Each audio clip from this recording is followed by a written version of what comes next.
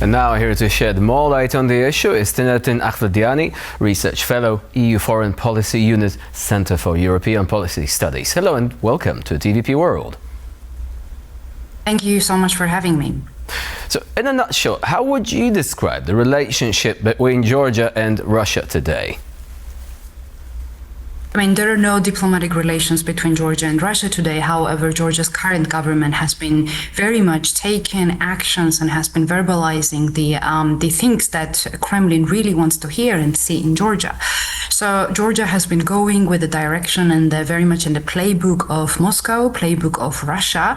And this is, as a matter of fact, as we know, Georgia has not joined the sanctions against Russia since the full-scale invasion of Ukraine and the last parliamentary elections, which has been very, very important event for Georgia, which has lacking and is lacking legitimacy, has been positively praised and recognized by Moscow, and Lavrov even made a statement last year.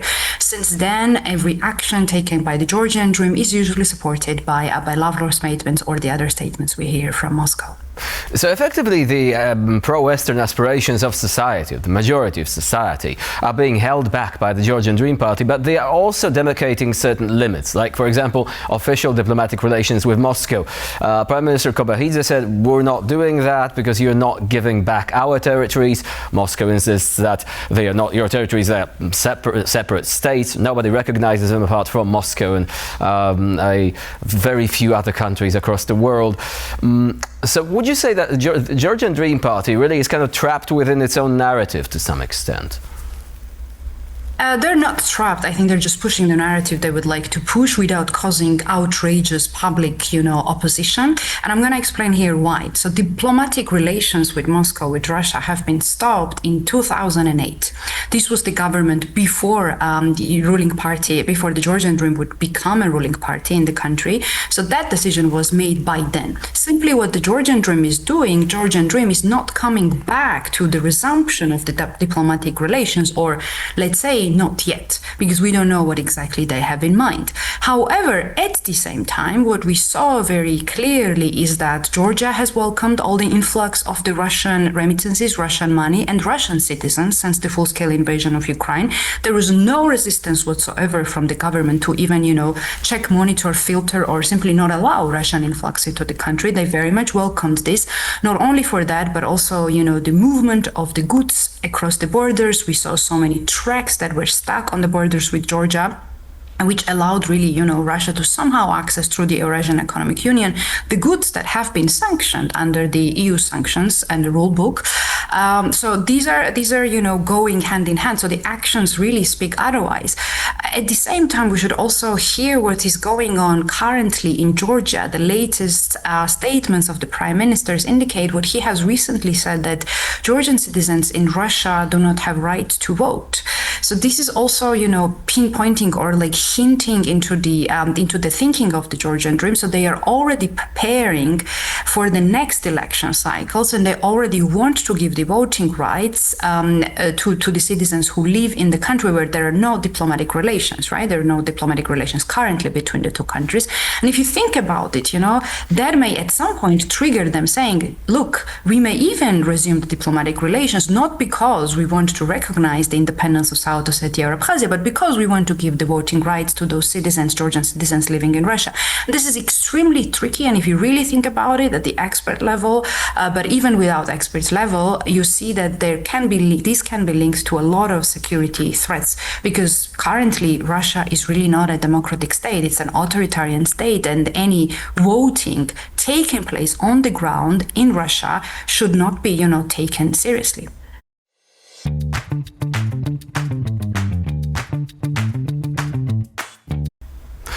So if they did that, effectively that would allow them to wriggle out of this contradiction, because, as you mentioned, they are doing pretty much everything to prove, as a matter of fact, that they are a pro-Russian party. But they are vehemently denying this, and they are using this window dressing of not having diplomatic relations with Moscow and maintaining this, consistency of policy with previous governments concerning, the illegally occupied territories.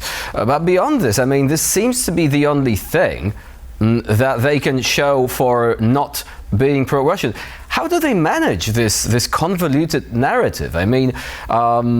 isn't it the case that the voters are looking at this and saying, hold on, something just doesn't add up? You're saying that Russia is a threat. You're saying that we are protecting you from Russia. Also, you're implementing policies which are pretty much cloned from Russia. How does it work with their own voter base? Indeed, I mean, their own voters, and in general, this can be very confusing for the public, and this is exactly what they're doing. They're creating the confusion. They're creating the propaganda that, is just the right level of the confusion, so that at some point when you repeat those confusions, they just become normalized across society. But this is very, very scary, what, we may see in Georgia, but as you said, this is exactly their strategy. So verbally, they say, yes, indeed, we are not going to recognize the independence of the breakaway regions, but the actions they're taking are very much nearing that line. Another thing that happened in Georgia within the past weeks is that currently Georgian government has also abolished the de facto, not the de facto, but the administration representative of the South Ossetia and Abkhazia in Georgia. So basically government in exile, right? So they have also been abolished. And this is something Moscow has been requesting for years, that those administrations should be abolished, and now they're abolished for completely different reasons that a prime minister or the government officials are saying, but the end result is exactly what Kremlin wants to see. So basically, they're twisting the narrative, but their actions lead to the results that very much Kremlin wants to see in the country, and this is really, really concerning. So another argument that they are using is that, look, we need economic cooperation. Economic cooperation brings jobs, it brings economic growth, it's good for us. But is it really? When you look at how the cooperation with Moscow is shaping up, is this beneficial for Georgia, or is that another false narrative? This is another false narrative, and here we do need expertise, because what happened in Georgia since the full-scale invasion of Ukraine, country has seen double-digit growth of its GDP. First of all, GDP does not show how the welfare is distributed. GDP does not show whether economic growth is sustainable. It's just a number, and we need to know how to interpret it. What GDP growth showed, was the massive boost in aggregate spending. Aggregate spending, and aggregate demand that was very much sourced by the money influx from Russia and the big influx of Russian citizens in the country. What it actually translated into for Georgian citizens was that prices were spiked up because there was increased demand without meeting increasing supply, right? So production capacity didn't change of the country. We did not produce more. We did not become more productive or more efficient. Simply, there was a higher demand of already existing goods. In this situation, we have inflation. So prices skyrocketed. The rent went really up. So the living expenses for ordinary citizens, and particularly for poor, particularly for vulnerable, really skyrocketed. So in the end, this double-digit growth that country has seen has been extremely beneficial for those who came to country, which are usually driven from Russia, but they have been very detrimental for the cost of the living, and for all the, the quality of the life for ordinary citizens in Georgia, and the country's economy is still recovering. What we are witnessing now is really the drop into the GDP growth, which was very much expected, and we have to see to what extent this can be boosted back. Russia currently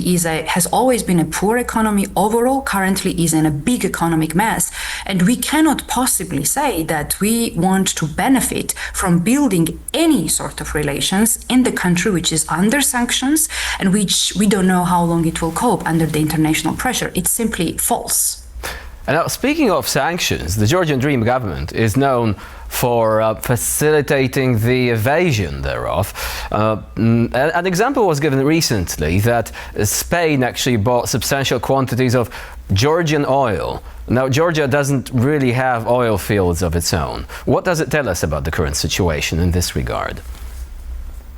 This is exactly what it tells us, that country has become really the field or the area where Russian goods can be transported back to the European Union, indeed through the evasions, because officially we do not have records that Georgia has violated any sanctions, but there are ways to avoid, sanctions evasion. So bringing back indeed the oil, which country obviously doesn't have. We don't produce any oil or any gas. We are importers of those. So we cannot possibly exports. So these are re-exports, and then the source of the export should be questioned, and indeed that's very likely that comes from Russia, right?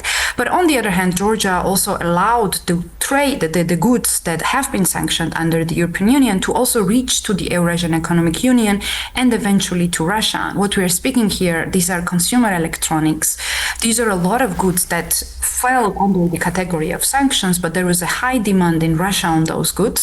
And Georgia, as well as Armenia and other countries in the region, have become these areas or the field of, the buffer zone where those goods somehow would reach these countries that are not sanctioned, and this would be kind of a corridor for those goods to eventually reach Russia. So at the end, what we see, Russia benefiting, right? And somehow, directly or indirectly, this is still possible in Georgia. Tina Nacht-Platiani was our guest today here on TVP World. Thank you very much for joining us and for sharing your insight. Thanks for having me.